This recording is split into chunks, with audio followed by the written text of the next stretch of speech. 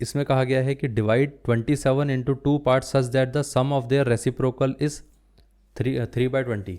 अब देखिए उसने कहा है कि 27 को 2 पार्ट्स में डिवाइड कर दीजिए। मतलब हम ऐसा बोल सकते हैं कि इसको 2 नंबर्स में अगर हम डिवाइड करें तो x और y हो सकता है।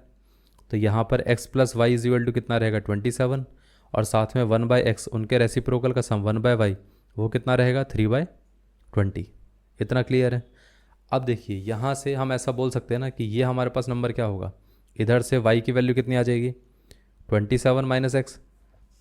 तो इसी इक्वेशन के अंदर हम ऐसा भी तो बोल सकते हैं कि 1/x plus 1/27 minus x is equal to कितना रहेगा 3/20।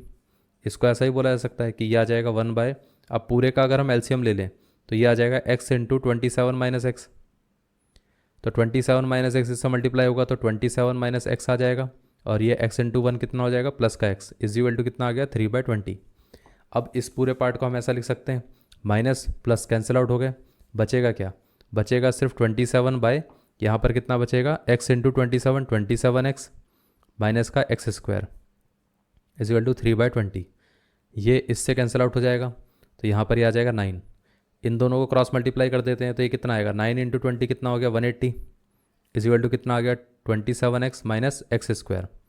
ये पूरा पार्ट लेफ्ट साइड पे आ जाएगा तो ये कितना बचेगा एक्स स्क्वायर इधर आएगा तो ये बचेगा प्लस का एक्स स्क्वायर, ये आ जाएगा माइनस का 27 इंटू एक्स, और ये कितना आ गया प्लस का 180 इज इक्वल टू 0। ये पार्ट है।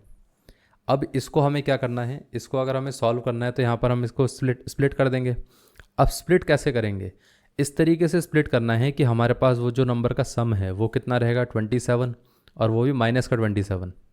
इतना क्लियर है। और यहाँ पर जो प्रोडक्ट है वो क्या होना चाहिए, वो रहेगा 180 प्लस का 180। अब 180 को अगर हम फैक्टर्स करके देखें तो वो कितना आ जाता है, ये आ जाएगा 2 इंटू 90, लेकिन उससे कोई फ़ायदा नहीं है। लेकिन इसके फर्दर फैक्टर करेंगे तो 3 इंटू कितना आ गया 30 आ गया, इससे भी कोई फ़ायदा नहीं है। यहाँ पर अगर हम फर्दर फैक्टराइज करके देखें तो ये कितना आता है 3 इंटू हमारे पास कितना आ जाएगा, ये 10 आ जाएगा। अब यहाँ से एक चीज़ सोचिए, क्या हम ऐसा बोल सकते हैं कि 2 इंटू 3 इंटू 3 इंटू ये आ जाएगा 2 इंटू 5। अब इससे कुछ बेनिफिट हो सकता है क्या, देखते हैं। अगर हम 2, 3 और 2 को ले लेते हैं तो ये कितना आ जाता है 2 इंटू 2 4, 4 इंटू 3 12, और ये 5 और ये 3 कितना आ गया 15 आ गया। तो 12 इंटू 15 भी तो एक फैक्टर बनता है हमारा। इतना क्लियर है। अब 12 इंटू 15 क्या है कि अगर हम इन दोनों को ऐड करेंगे तो 27 बनता है। बस करना क्या पड़ेगा, इसको भी माइनस का 12 ले लेते हैं, इसको भी माइनस का 15, क्योंकि इन दोनों का मल्टीप्लिकेशन 180 आएगा और इन दोनों का जो सम है वो माइनस का 27 आ जाएगा। इतना क्लियर है। अब इसी तरीके से हम कैसे सोच सकते हैं, माइनस का 12x माइनस का ये कितना आ जाएगा 15x, और ये आ जाएगा प्लस का 180, और ये एक्स स्क्वायर। इसको हम फर्दर ऐसा लिख सकते हैं एक्स स्क्वायर। अगर हम इसमें से x कॉमन ले लेंगे तो बचेगा कितना, यहाँ पर बचेगा x माइनस का 12, और इसमें से अगर हम 15 कॉमन ले लेंगे, माइनस का 15 कॉमन लिया तो ये बचेगा x माइनस का 12 is equal to 0। x minus 12 दोनों में कॉमन आ सकता है, सो यहाँ पर क्या बचेगा x बचेगा, और यहाँ पर क्या बचेगा माइनस का 15 इज इक्वल टू 0। ये पार्ट अगर 0 के इक्वल है तो x की वैल्यू कितनी आ जाएगी 12। ये पार्ट अगर 0 के इक्वल है तो x की वैल्यू कितनी आ जाएगी 15। इतना क्लियर है। ये है। अब उसमें पूछा क्या गया था कि फाइंड द नंबर्स।